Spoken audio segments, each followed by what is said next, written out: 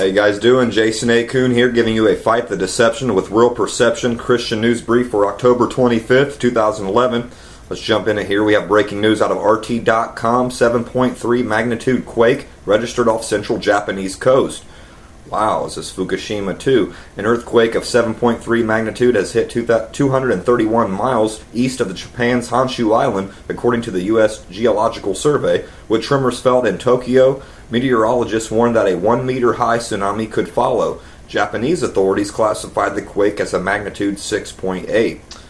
Wow, this is exactly around 2.5 years after the March 11th, I think it was a 9.0 earthquake that hit Fukushima with tsunamis.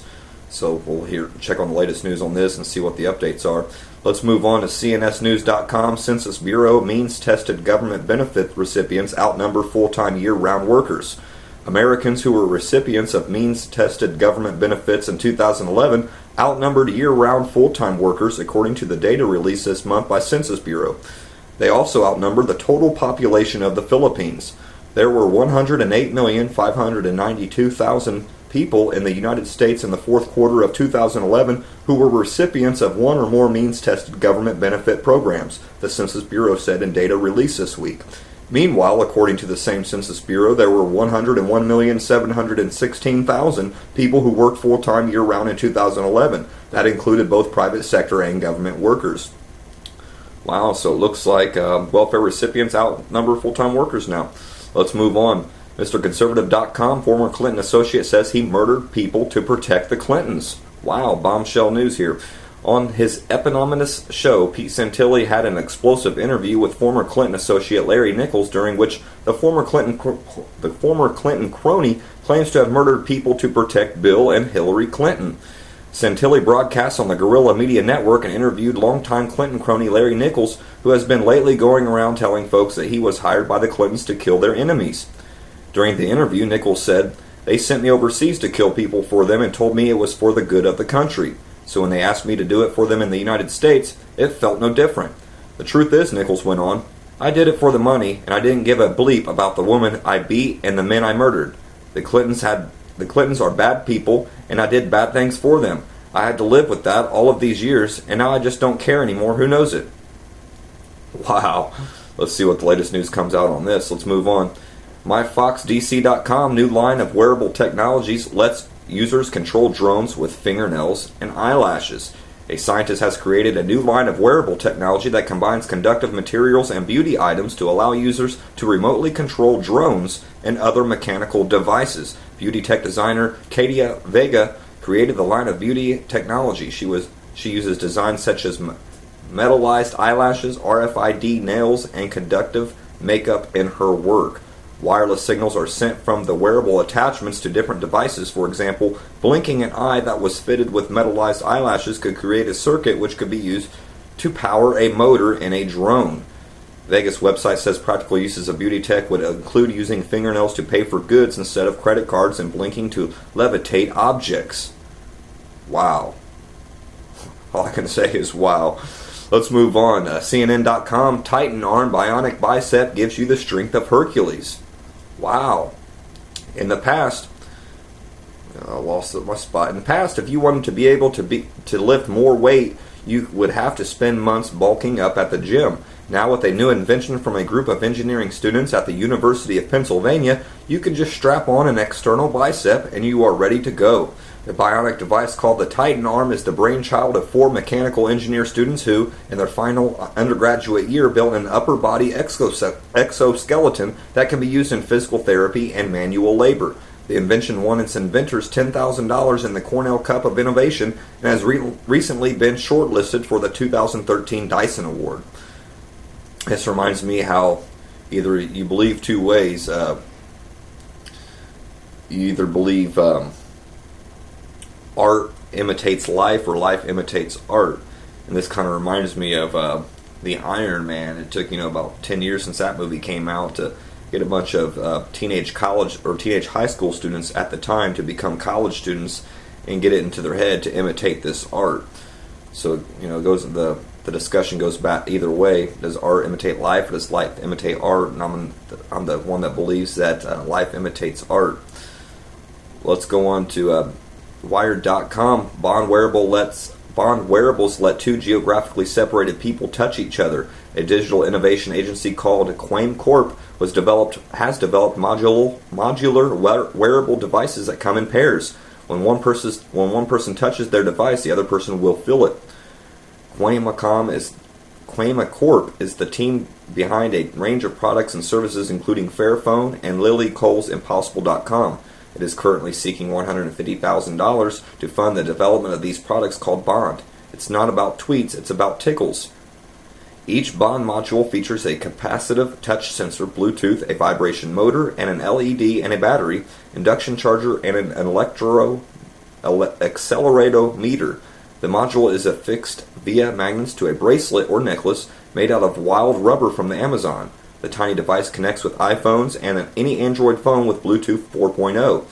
If the wearer of one of the devices touches it for a second, their friend will get a 1-second tickle, much like a phone vibration.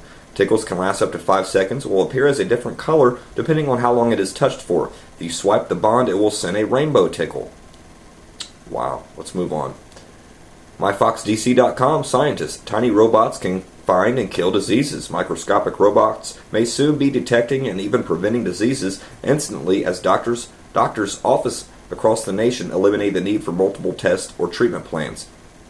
It may sound like science fiction, but one of the nation's top nanotechnology scientists said it could be only 4 or 5 years away. I think it's coming pretty soon, said Dr. Sri Singh, the director of the Center for Nanobiotechnology Research at Alabama State University. In the near future, you will have some small nano machines that will basically cure the disease before it even happens. Basically, any kind of disease diagnosis or prevention can be done through nanobiotechnology. Wow, this is totally... I might as well have titled this Christian News Brief as 1984/Brave New World. Let's go on. RollingStone.com. Meet the private companies helping cops spy on protesters. Promotional materials for private spy companies show that mass surveillance technology is being sold to police departments as a way to monitor dissent. Wow, RollingStone.com. The documents leaked on media outlets by former NSA contractor Edward Snowden this year have brought national intelligence gathering and surveillance operations under a level of scrutiny not seen in decades.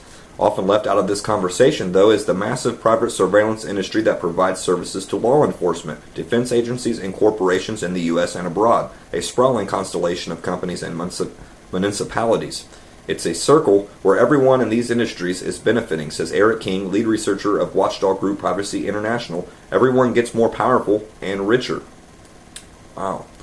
Promotional materials for numerous private spy companies boast of how law enforcement organizations can use their products to monitor people at protests or other large crowds, including by keeping tabs on individual people's social media presence. Wow. Kenneth Lipp, a journalist who attended the International Association of Chiefs of Police conference in Philadelphia from October 19th to the 23rd, tells Rolling Stone that monitoring Twitter and Facebook was a main theme of the week. Social media was the buzzword, says Lipp. He says much of the discussion seemed to be aimed at designing policies that wouldn't trigger potentially limiting court cases. They want to avoid a warrant standard. Wow, let's move on. CBSLocal.com. Woman forced to strip and serve jail time for overdue ticket. Wow. A North Texas woman was handcuffed, stripped down, and booked into a jail all because of an overdue traffic ticket. It was just a ticket. Sarah Boaz was cited in August after an officer said she ran a stop sign.